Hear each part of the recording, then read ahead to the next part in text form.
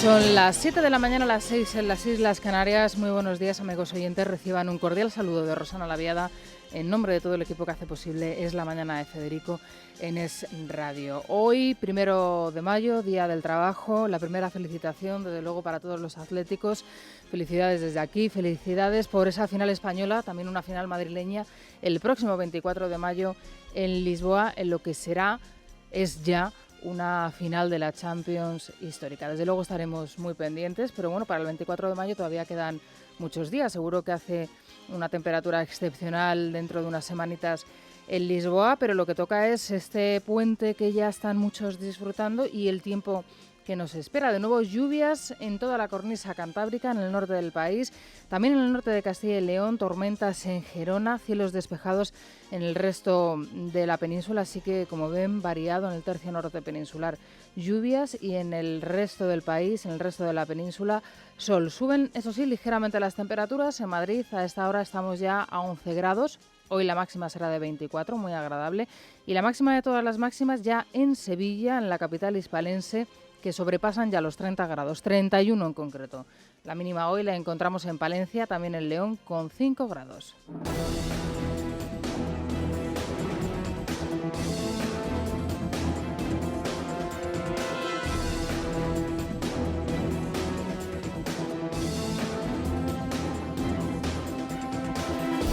En este jueves 1 de mayo, Día del Trabajo, estamos de celebración que desgraciadamente para cerca de 6 millones de personas en España, en concreto 5.933.300 parados, no va a ser tal.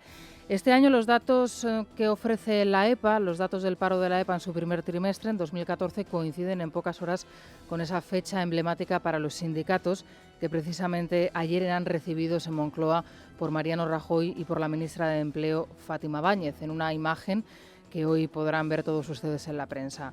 Hoy se manifestarán además los sindicatos en 70 ciudades españolas, teniendo como referente Bilbao, donde coincidirán los líderes sindicales de Comisiones Obreras y UGT, Cándido Méndez e Ignacio Fernández Tocho. Es el desempleo y la protección de las personas lo que debería animar el poner todos los recursos disponibles en la Unión Europea, que tiene potencial suficiente para ello, al servicio de la recuperación económica, haciéndolo en clave con las necesidades de las personas. Era conveniente manifestar con claridad que hay una alternativa distinta a la que se ha planteado en la lucha contra la crisis y una salida distinta hacia la ventana de la recuperación de la economía. Las jornadas que antaño eran toda una celebración para los sindicatos, desde luego este año quedan deslucidas también por la mediocridad de los argumentos, como acaban de escuchar, de los propios líderes sindicales, y también por la escasa fuerza y el escaso fuelle que tienen ya estos sindicatos, denostados, criticados y desde luego hundidos por casos como por ejemplo el de los ERES de Andalucía y el de las facturas falsas de la UGT, que hoy por cierto nos deja novedades que posteriormente les comentaremos. Con todo esto, el Gobierno revisa al alza sus previsiones y hace del empleo su principal baza para los próximos 2 años. Es de aquí a los próximos 2 años, elecciones generales, el empleo será la estrella. Eso es al menos lo que nos dicen desde el Ejecutivo. Vamos a iniciar con estas cifras que presentaba ayer el Ejecutivo, el repaso por las noticias que nos deja la jornada, las noticias del Santander. Hoy se las acercan a sus hogares Maite Loureiro y Miguel Ángel Pérez. Todos necesitamos crecer. Las empresas también. Por eso nace Santander Advance, un compromiso con pymes como la tuya para impulsar su crecimiento. Una propuesta única e innovadora con programas exclusivos de formación y empleo, ayuda en tu internacionalización y, por supuesto, la financiación que necesitas. Entra en santanderadvance.com y descubre el punto de encuentro para todas las pymes que quieren seguir creciendo. Santander, un banco para tus ideas. El optimismo del Gobierno se refleja en la cifra de previsiones de creación de empleo para los próximos 2 años. 600.000 puestos de trabajo y una disminución global en la legislatura de 100.000 parados. A pesar de los datos, el Ejecutivo no espera alcanzar las cifras de ocupación de 2011 hasta dentro de 3 o 4 años. El Ejecutivo cierra el déficit en 2014 en el 5,5% y descarta una nueva subida de impuestos. El Producto Interior Bruto previsto por el Gobierno cerraría el año en el 1,2%. La previsión para el que viene es del 1,8%. Congreso. Escuchamos a Cristóbal Montoro y Luis de Guindos. No habrá más subida de impuestos que aquellos que se deriven de la normativa comunitaria. De la normativa, quiero decir, de las leyes comunitarias, no de otro tipo de recomendaciones y de iniciativas. Creemos que el 2014 marca un antes y un después en la evolución de la economía española en la crisis. Vamos a tener crecimiento de empleo, vamos a tener crecimiento del producto, de la renta y con equilibrios macroeconómicos. Lo acaban de escuchar ustedes y lo refleja perfectamente en su crónica hoy en libertadigital.com nuestro compañero Pablo Montesinos. Las declaraciones del Ejecutivo pasan de esa prudencia al triunfalismo. Acaban de verlo en los responsables de Hacienda y Economía. Ese optimismo, ese triunfalismo que ayer reflejó el Ejecutivo tanto en las previsiones como en las declaraciones de los ministros, nada tiene que ver con la reacción de la oposición y los sindicatos, que mostraron su preocupación ante los datos de la EPA. Recogiendo sus declaraciones, María Yuste. María, buenos días. Buenos días. Ni la oposición ni los sindicatos comparten las previsiones económicas del Gobierno. El socialista Valeriano Gómez mostró su preocupación por la realidad del desempleo. Incluso llegó a acusar al Ejecutivo de haber presentado un programa electoral. Desde Izquierda Unida, Gaspar Llamazares también opinaba que Rajoy hace propaganda con los datos económicos. Después de conocer los datos, lo que hay que tener es preocupación. Yo creo que no podemos estar contentos hasta que el país logre recuperar su capacidad de ir reduciendo poco a poco el desempleo. Su propaganda es la recuperación, la realidad del país es que estamos reptando en el fondo y, como decimos en la minería, hemos tocado fondo y ahora empieza a cavar. Para los sindicatos, el Ejecutivo solo está resignado ante una realidad económica que necesitaría ser remolcada. Escuchen a los secretarios generales de Comisiones Obreras y de UGT. La posición del Gobierno en estos momentos pública es de un optimismo que rezuma resignación. Hace falta un tractor que tire de la economía europea y la saque del bache, porque si no, no saldremos del bache. El portavoz popular, Alfonso Alonso, quiso zanjar diciendo que lo que importa es el futuro y que lo mejor está por venir, justificando la satisfacción que mostró Rajoy tras conocer los datos de la EPA. Al que escuchamos también ayer fue al rey. Lo hizo hace una semana, seguro que lo recuerdan todos ustedes, en esa primera parte de esa gira por los países árabes. Ahora se encuentra en Omán y de nuevo vuelve a hablar de la economía española. Reconocía Juan Carlos el problema del empleo en nuestro país, pero también aseguraba que España ha vuelto a la senda del crecimiento. En un periodo de crisis económica con un completo dolor por la pérdida de puestos de trabajo, España está volviendo al camino del crecimiento de la economía. Hoy en día nuestros principales saldos son incorrectos, aunque aún tenemos un largo camino por recorrer. Y del rey a una de las personas que más veces se ha visto con el monarca en las últimas fechas. Nos referimos a la presidenta de la Junta de Andalucía, Susana Díaz, que aprovechó las cifras que presentó el Ejecutivo para hacer promesas electorales. Susana Díaz promete devolver a los funcionarios la paga extra si el Gobierno consigue reducir el déficit. Preocupa y mucho que el incumplimiento del objetivo de déficit por parte del Gobierno de España ponga en riesgo los fondos que Andalucía tiene que recibir por parte de la Unión Europea. Bueno, pues ahí está la preocupación de Susana Díaz. En Andalucía nos quedamos y abordamos lo último del fraude de los cursos de formación y la actuación durante años del Gobierno de Andalucía, ignorando los justificantes de estas ayudas hasta alcanzar los 300 millones de facturas injustificadas. Los investigadores vinculan ahora de forma directa la trama de los cursos de formación en Andalucía con el de las facturas falsas de la UGT. La investigación se centra en la actuación de los exconsejeros de Empleo Antonio Fernández y Manuel Recio, que exoneraron en la justificación de estas ayudas en una cantidad cercana a los 300 millones entre 2009 y 2010. El fiscal superior de Andalucía avala la investigación policial dada la generalizada falta de control. Dice, el fiscal cree que sería necesario la identificación del perceptor de ayuda, su importe y las circunstancias de su ejecución. Ahora los investigadores trabajan en las conexiones entre el caso Edu y el de las facturas falsas de la UGT. En el Parlamento andaluz, el PP preguntó a Susana Díaz por el papel de su marido en los cursos de formación del sindicato. La presidenta andaluza contestó que en el camino del barro no la van a encontrar. Y continuó su declaración en el Parlamento de Andalucía diciendo que a ver cuántos en el Partido Popular podían decir con la contundencia que lo había hecho la vicepresidenta del Gobierno, Soraya Sáenz de Santamaría, que ellos no han cobrado sobresueldos ni han cogido sobrecitos. Esto es lo que ayer se pudo escuchar en el Parlamento de Andalucía, en esa sesión semanal en el Foro Andaluz, pero que desgraciadamente no sé si es imposible reproducirles porque realmente que es complicado conseguir el sonido de Andalucía, conseguir el sonido de los debates que se producen en el Parlamento, sobre todo cuando se habla de fraude y cuando se habla de estos escándalos. Vamos a cambiar de asunto, nos vamos a situar en Cataluña, donde ayer se daban a conocer los datos de lo que se conoce como el CIS catalán, el conocido como CEO. Por primera vez, se preguntaba sobre las elecciones europeas, sobre la intención de voto de los catalanes, también sobre los problemas prioritarios para los catalanes, pero por primera vez se preguntaba por esa consulta independentista prevista para el próximo día 9 de noviembre.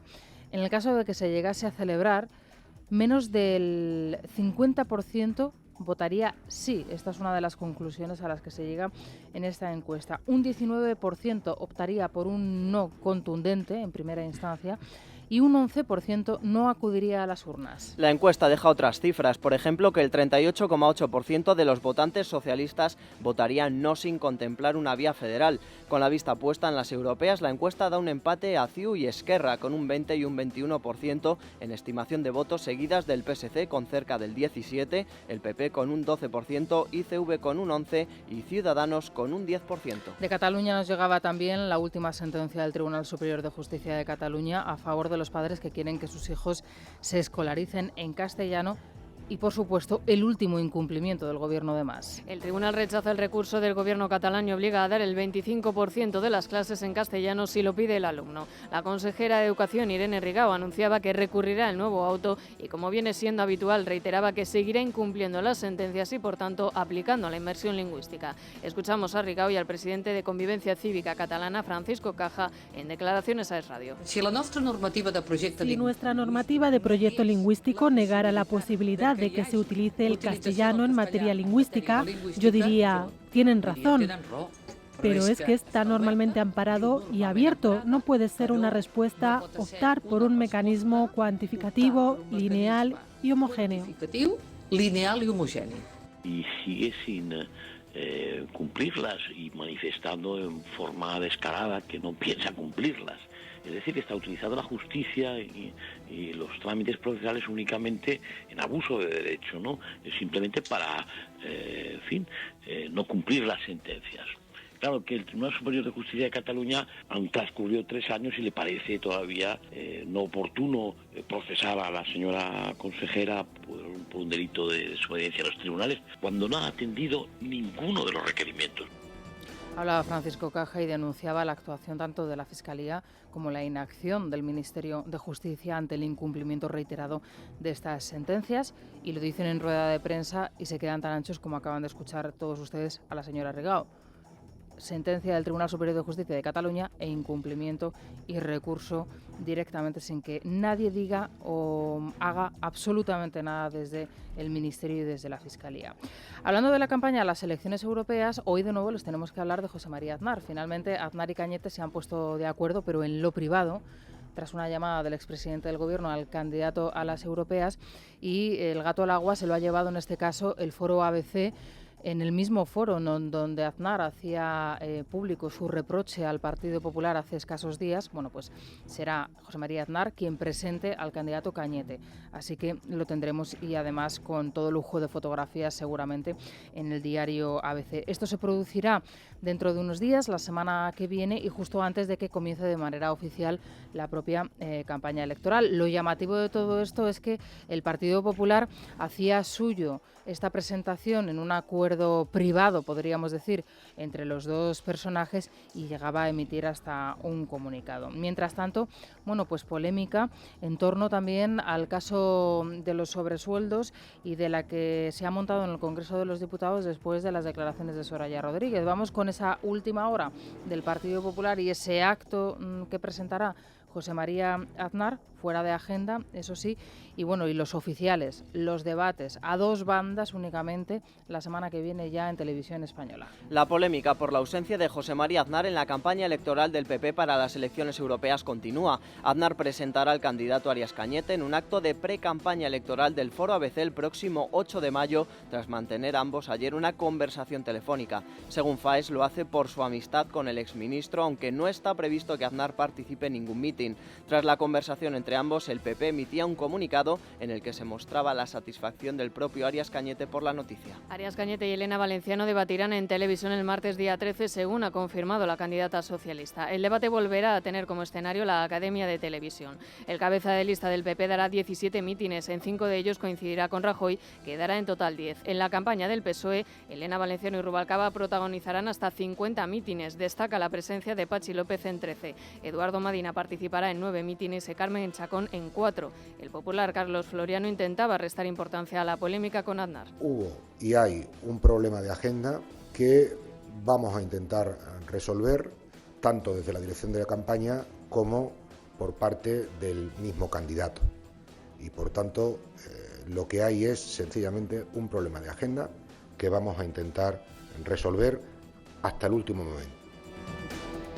Bueno, estas declaraciones eran anteriores, lógicamente, a que se supiese que se había producido esa conversación privada entre el expresidente del Gobierno y entre el candidato a las europeas, pero en esa misma rueda de prensa, Carlos Floriano, que es el que maneja todo esto de la campaña electoral, el coordinador de la campaña, repitió hasta en 5 ocasiones que lo que había era un problema de agenda, cuando otros lo que se empeñan es en decir que lo que hay es otro tipo de problemas, lógicamente que van más allá de la agenda del expresidente y la agenda del candidato.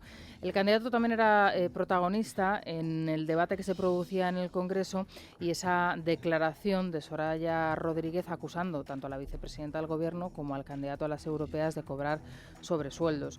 Cañete ayer anunciaba que estudiará cuando tenga tiempo las medidas oportunas para poder, pues de alguna manera llevar a los tribunales a la portavoz socialista. La animó, eso sí, a repetir lo mismo que dijo en el Congreso, fuera de los muros del Congreso de los Diputados y fuera de esa protección que, como todos ustedes saben, tienen los diputados. Por su parte, la vicepresidenta del Gobierno, Soraya Sáenz de Santamaría, descarta esta opción. El candidato del PP a las europeas no descarta emprender acciones legales contra la portavoz socialista en el Congreso, Soraya Rodríguez, tras acusarle a él mismo y a Soraya Sáenz de Santamaría de cobrar sobresueldos del PP. Arias Cañete ha invitado a Soraya Rodríguez a repetir sus acusaciones con claridad y fuera del hemiciclo, donde no le proteja el aforamiento. Preguntada por este asunto, la vicepresidenta del Gobierno descartaba interponer una demanda, aunque asegura que en política hay cosas inadmisibles, mientras la propia Soraya Rodríguez señala que no se arrepiente de sus afirmaciones. Escuchamos a Miguel Arias Cañete en declaraciones a Telecinco, Soraya Sáenz de Santamaría y Soraya Rodríguez. Si tiene la dignidad política de repetir lo que ha dicho, a partir del día 26 voy a dedicar un mes entero a ver qué acciones criminales le meto por acusación o denuncia falsa, injuria, calumnia. Mire, en política hay cosas que son inadmisibles, con independencia de que se reclamen o no ante los tribunales. Le pido también al Partido Popular y a la vicepresidenta del Gobierno menos sobreactuación y más normalidad. En definitiva, le pido que conteste en el hemiciclo cuando se le pregunta y que no diga tacos en el pasillo. Menos tacos y más transparencia. Si es muy sencillo, ¿Ha cobrado sobresueldos? Sí. ¿No lo ha negado? Bueno, pues seguro que tenemos polémica para rato. Son ya las 7:19 de la mañana, las 6:19 en las Islas Canarias. Nos vamos a ir al tráfico. Tania Lastra, ¿qué tal? Buenos días. Buenos días. Bueno, hoy una jornada complicada porque se van a producir varios numerosos desplazamientos. De hecho, es uno de los días en donde más movimientos se esperan en las carreteras, ¿verdad? Pues sí, no a esta hora, que de momento hay tranquilidad en las carreteras de la capital, matizamos, propia de un día festivo, algo más de tráfico, como bien decías, aunque sí problemas en la M30 y principales vías de salida de la ciudad. Se esperan sí más complicaciones en los desplazamientos con motivo de este Puente de Mayo en las autopistas, en especial en dirección Andalucía y en la 3 en sentido Valencia. Recordamos que la DGT prevé para este puente 5,5 millones de desplazamientos, 5,5 millones de desplazamientos para este puente, y ha puesto en marcha por ello un dispositivo especial que concluirá este próximo domingo a las 12 de la noche.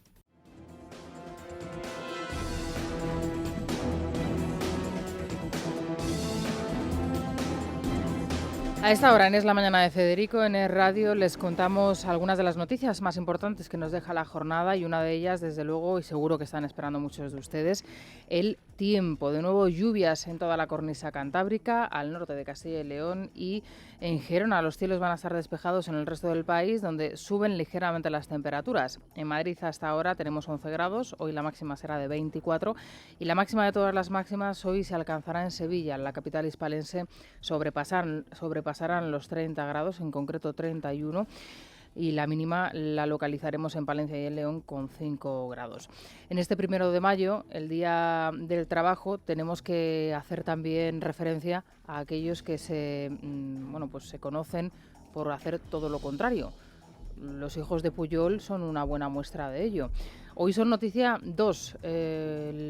Uno de ellos, Oriol Pujol, ayer negó absolutamente todo el haber recibido soborno en el caso de las ITV. Y otro, Jordi Pujol Ferrusola, es noticia porque a su exnovia, María Teresa Álvarez, le han robado en su casa. Y no se piensen ustedes que se han llevado las joyas o el dinero que tenían en metálico. No, se han llevado los ordenadores. Es una de las noticias de la jornada. Por supuesto, también es noticia lo último sobre esa comparecencia de Otegi en el Parlamento Vasco. Ningún grupo se opone a su comparecencia, salvo Unión, Progreso y Democracia. Bien, con estas informaciones vamos a resumirles algunas noticias que nos deja el día. Lo hacemos con Mariano Alonso y Tania Lastra. Oriol Pujol niega ante el juez que cobrase sobornos de la trama de las ITV y recurre a la teoría de que pudieron utilizar su nombre. Pujol, que ha declarado durante una hora como imputado por cohecho, asegura que la dilación del caso no es casual. Ayer también fue asaltada la casa de la exnovia de su hermano Jordi, Victoria Álvarez. Los ladrones, que no forzaron la cerradura de la vivienda de Barcelona y entraron por la ventana, no se llevaron ni dinero ni joyas, pero sí 2 ordenadores. Así se manifestaba ayer Oriol Pujol tras declarar ante el juez. Que yo no he pedido ni directa ni indirectamente ningún importe para beneficiar a una empresa en ningún trámite parlamentario. La demora a mí no me favorece, es obvio, pero ya no es casualidad algunas cosas que pasan. Yo demando el máximo de celeridad. Solo UPyD se opone a la comparecencia de Arnaldo Otegi por considerarlo un insulto a las víctimas. El Parlamento Vasco ha aprobado la petición de Bildu ETA para que el terrorista, que sigue en prisión, comparezca en la ponencia de autogobierno del Parlamento Vasco. A petición del Partido Popular, la Cámara Autonómica solicitará al gobierno de Mariano Rajoy que cuantifique los costes de la independencia del País Vasco. La Junta de Andalucía no exigió justificantes de 300 millones para formación. Según la Fiscalía Superior Andaluza, el consejero de Empleo emitía resoluciones de exoneración de forma generalizada sobre las subvenciones por estos cursos, que solo en 2010 superaron los 200 millones. Se vincula este fraude con las facturas falsas de la UGT. Bien, y una de las imágenes que nos deja la jornada, una de las fotografías del día, es la que se producía ayer en Valencia, cuando un grupo de niños muy pequeños, además, tenían que acudir a clase con el casco de sus bicicletas o de sus patinetes. Lo hacían porque el techo del aula, el techo del colegio se está cayendo y nadie hace nada para remediarlo. Por el temor a que los pequeños les pueda pasar algo, tanto los profesores como los alumnos van a partir de ahora con casco a clase. Nos cuenta los detalles de esta, puede resultar graciosa, pero es una desgraciada imagen, nuestra compañera de Radio Valencia, Eva Mora. Eva, buenos días. Hola, ¿qué tal? Muy buenos días. Cientos de niños han acudido a sus clases en el Colegio Público Cervantes de Valencia ataviados con un casco. Se trata de una protesta convocada por el AMPA del centro a causa del desprendimiento del revestimiento de una viga que se produjo en un aula de infantil el pasado 15 de abril. Les dijeron a los padres que en Pascuas lo solucionarían y hasta el momento no han hecho nada. Por ese motivo han decidido protestar de esta manera para que vean que está en peligro la vida de sus hijos, ya que afortunadamente el desprendimiento se produjo justo en el momento en el que no había niños. Y en la crónica internacional hoy les tenemos que hacer referencia a varios asuntos. El último atentado que nos llega desde Siria y que desgraciadamente pues también ha provocado numerosos niños muertos. Y bueno, la detención de Gerry Adams, el líder del Sinn Féin. En Siria, un bombardeo contra un colegio en Alepo ha provocado la muerte de 18 personas, 10 de ellas menores de edad, y no se descarta que el número de víctimas continúe en aumento, dada la gravedad de algunos heridos. A primera hora de la mañana, varios aviones atacaron uno de los edificios del colegio y minutos después alcanzaron otro de los bloques. Los equipos de rescate trabajan todavía sobre los escombros. Barack Obama califica de inhumana la ejecución de un preso del corredor de la muerte en Oklahoma, que agonizó durante casi una hora después de que se le inyectase el primero de los 3 fármacos fármacos para la inyección letal. Tuvo un ataque al corazón masivo que sus familiares no pudieron ver porque los funcionarios corrieron las cortinas. Nuevos datos sobre el caso de la estadounidense Amanda Knox apuntan a que asestó la última puñalada a su víctima, su compañera de piso en Italia. Una teoría que desmentiría que esa noche tuviese lugar un juego erótico con consumo de drogas entre las jóvenes y un tercer amigo que terminó con la muerte de la joven británica. Arrestan a Gerry Adams, presidente del Sinn Féin, por el asesinato en 1972 de una viuda norirlandesa de 37 años, madre de 10 hijos. La mujer fue secuestrada en su casa de Belfast y asesinada en una operación de Lira. Adams, que defiende su inocencia, acudió voluntariamente a una comisaría para ser interrogado tras su detención. El expresidente del PNV, Josu Jon Imaz, ha sido nombrado consejero delegado de Repsol, una figura de nueva creación que responde a la renovación de la estructura directiva de la petrolera. Este nombramiento se contempla como una apuesta firme para el futuro de la empresa. Hasta ahora Imaz trabajaba como director general del área industrial y presidente de Petronor desde 2008. Muy bien, pues con esta noticia a las 7:36, 6:36 en Canarias, nos vamos al resumen de la prensa económica con La Caixa. Fátima Fernández, emprendedora. A la gente que está dudando si montar algo, si se lo está pensando, que no se lo piense más y que lo haga. Hay que quitarnos un poco la idea de crisis, de miedo, hay que animarnos.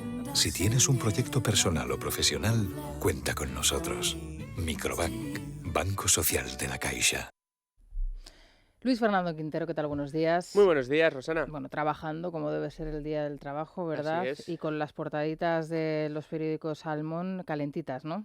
Así es, en un día en el que, bueno, pues tampoco creas que se ponen todos muy de acuerdo, aunque evidentemente casi todos hablan de esa rueda de prensa en el que, como recoge el titular de Libre Mercado de Libertad Digital, el Gobierno pasa en un año de la extrema prudencia al optimismo, ya después de los datos de la EPA, que pese a ser buenos, no son tan buenos como algunos esperaban, bueno, pues el Gobierno ya ha desatado la euforia, vamos a crecer mucho más de lo que esperaban, casi el doble, han anunciado un crecimiento del 1,2 del PIB, van a desaparecer 800.000 parados, quiere decirse que habrá 800.000 parados menos. Dice el Ejecutivo que se creará empleo, aunque no tiene por qué ser lo mismo. Recordemos que ha habido muchos meses en los que los datos de empleo y los datos de paro y seguridad social nos hablaban de que sí que estaban disminuyendo el número de parados, pero también se debía en parte a que muchos extranjeros estaban marchándose de nuestro país a buscar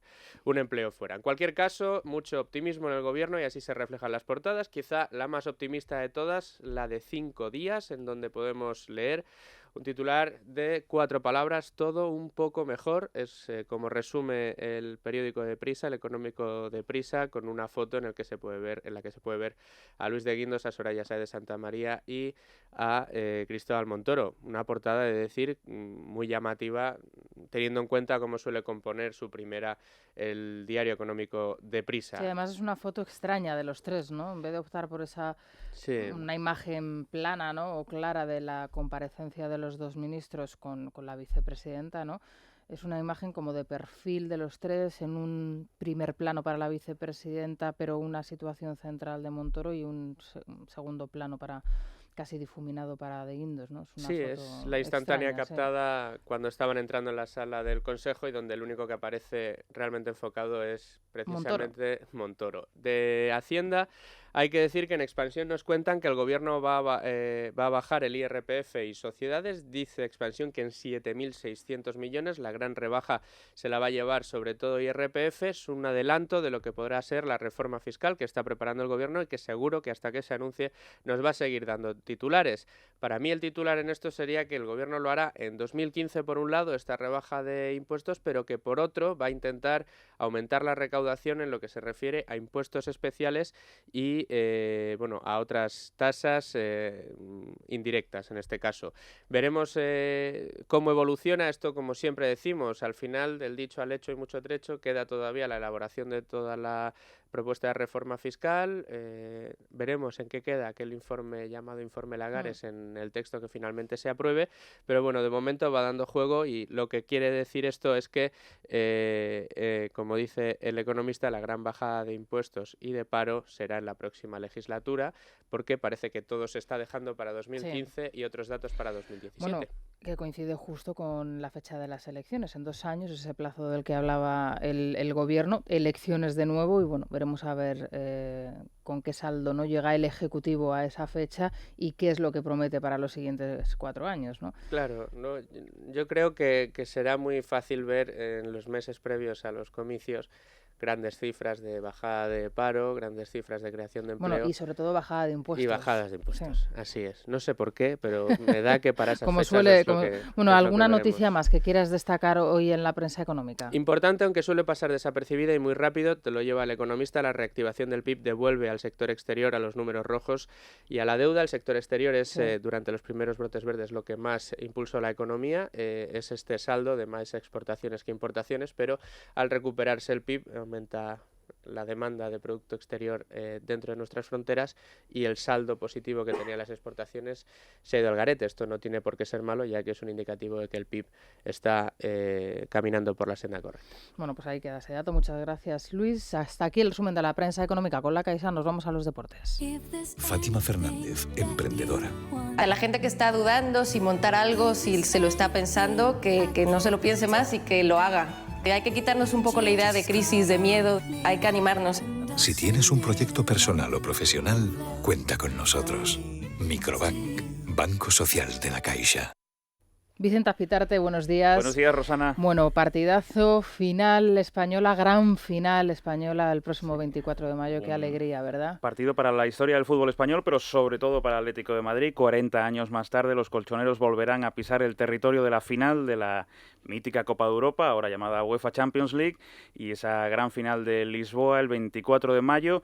Y ayer consiguieron el billete directo después de un gran partido en Stamford Bridge, en Londres, frente al Chelsea. Recordemos que el conjunto de José Mourinho se adelantó en el marcador con gol de Fernando Torres, que no celebró, por supuesto por respeto a su pasado colchonero, y el Atlético de Madrid consiguió con una reacción de raza, de garra, de pasión por el fútbol darle la vuelta al encuentro con mucho rigor táctico y con mucha cabeza y sobre todo con mucha serenidad, porque no era fácil. El Chelsea le había dado un paso adelante a esa final y estaba más cerca de la final, pero el conjunto de Diego Pablo Simeone se sobrepuso primero con un gol de Adrián, controvertida alineación la de Diego Pablo Simeone, que apostó por este jugador por el que no estaba apostando durante casi toda la temporada, y ayer decidió que Adrián debía ser titular en el partido más importante y marcó el primer gol del Atlético de Madrid, el que abría la senda de la final. Y a continuación Diego Costa de penalti, un penalti cometido por Samuel Eto'o, por el exjugador de FC Barcelona y de Real Madrid, penalti reconocido por José Mourinho después del encuentro que había sido falta dentro del área.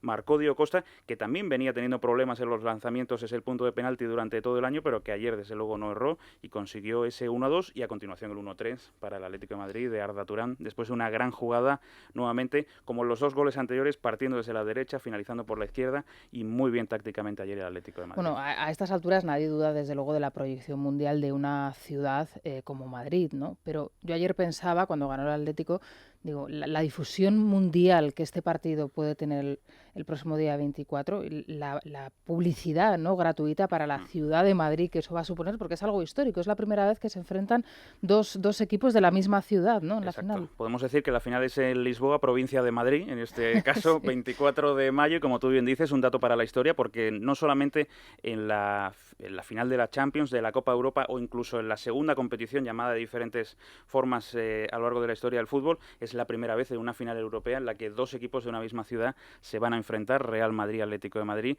Bueno, pues algo que debe de hacer sentir muy orgullosos a todos los que trabajan por el deporte en esta ciudad, por supuesto. Bueno, ya hay que hablar de las entradas, porque ahora estará ya toda la afición. ¿No? A mí no, bueno. Pues ya empezarán a pedirte. Tendré seguro. Yo que pedir, claro. Habla con Federico, a ver si me puedes conseguir, ¿no?